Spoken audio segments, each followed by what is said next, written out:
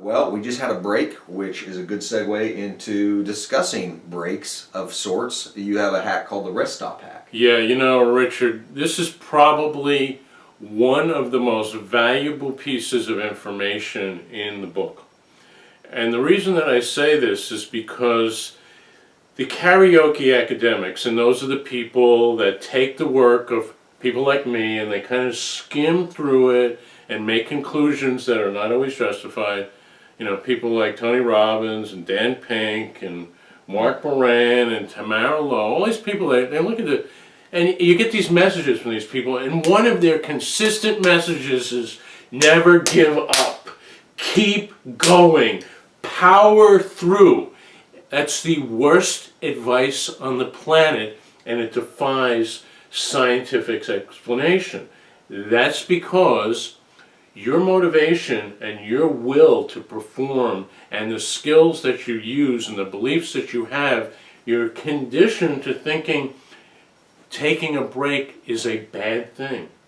But motivation is like any other muscle. You go to the gym, you work out, you do 20 sets, what do? You stop, right?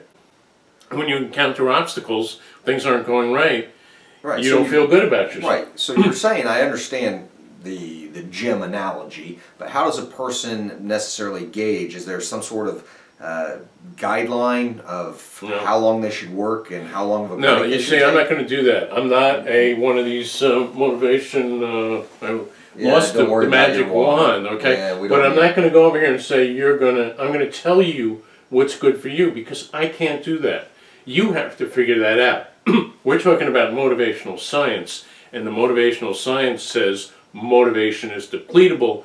Recognize when your motivation is at a low point where you need to take a break so you can reinvest energy when your motivation is starting off at a much higher threshold. Okay, so for me, I'll give you the story, okay? Here's the story. And it took me a long time to learn this hack, so this is why it's a hack, because instead of having to wait 5 years to figure it out on your own, you follow this hack and it'll be beneficial for you. But in the writing process, writing a book, it took me a long time to figure out, you know what? After 2.5 hours or so, I'm just done. I mean, I cannot write with the same level of efficiency, the same crispness. I guess I'm at the... Yeah. We probably need a rest stop, and we're going to employ the rest stop hack after this video. But seriously, it took me a while to figure out, you know what?